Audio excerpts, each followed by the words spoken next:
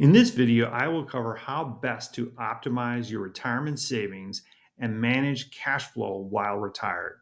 I will provide a simple model which will show you which investment accounts to pull cash from first, how to ensure you have enough cash to protect yourself in market downturns, and finally, how to maximize your daily cash needs while retired.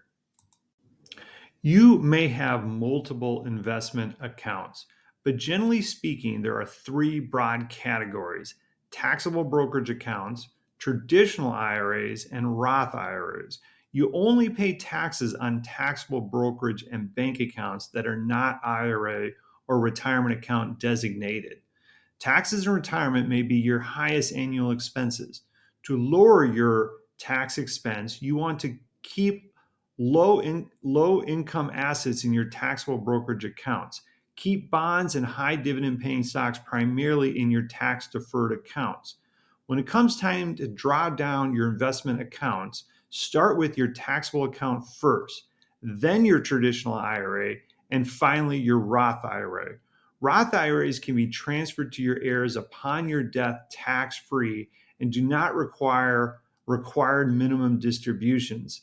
Because IRA accounts will be used only after you've depleted your taxable accounts, you can take a more aggressive investment approach in these accounts. Your Roth IRA accounts, your most aggressive. In my retirement investments, I am targeting conservative funds in my taxable brokerage account and hope to yield over time anywhere from 5 to 8%. In my traditional IRA, I'm going with a moderate risk approach and hope to yield over time in the range of 7 to 10%. And finally, I'm going to be having a most aggressive investment approach in my Roth IRA, and I hope to yield anywhere from 8 to 15% on average over time. A primary worry in retirement is a significant market downturn. I would define this as a market downturn of more than 10%. So let's say the S&P 500 drops 10% and stays down for a considerable period of time. During a significant market downturn, you want to avoid drawing down on your investment accounts as they will deplete faster than perhaps you had modeled. To avoid this scenario, I recommend keeping 2 to 3 years of cash or very low risk investments available to draw on.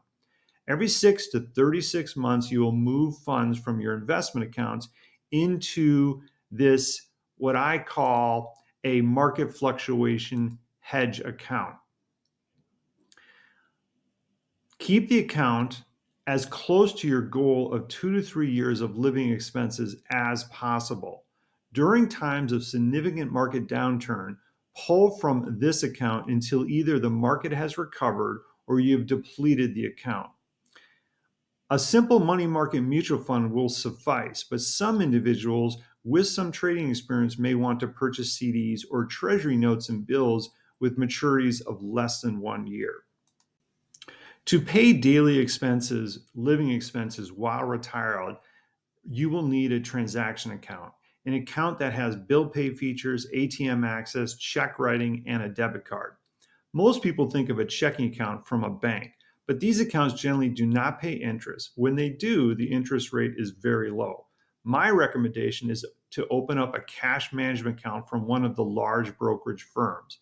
With my Fidelity cash management account, I have access to a debit card, check writing, free ATMs anywhere in the world, bill pay, and more, while earning over 4% interest on all these funds. My account has no fees and no minimum balance requirements. To further boost the yield of my idle funds, I put everything I can on a cashback credit card, which I pay on the last possible day in full from my CMA account. My credit card pays 3% cash back unlimited and no annual fee. That cash is deposited monthly back into my CMA account.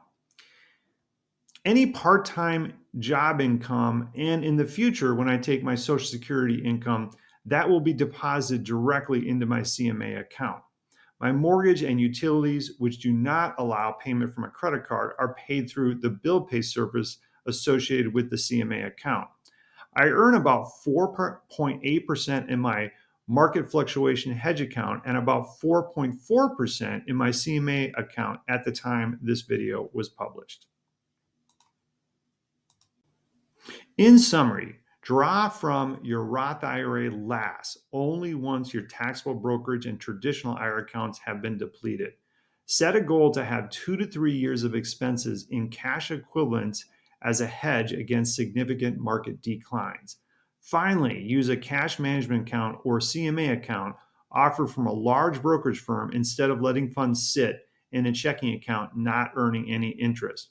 If you enjoyed this video, please subscribe to my channel. I have much more content covering all aspects of personal finance.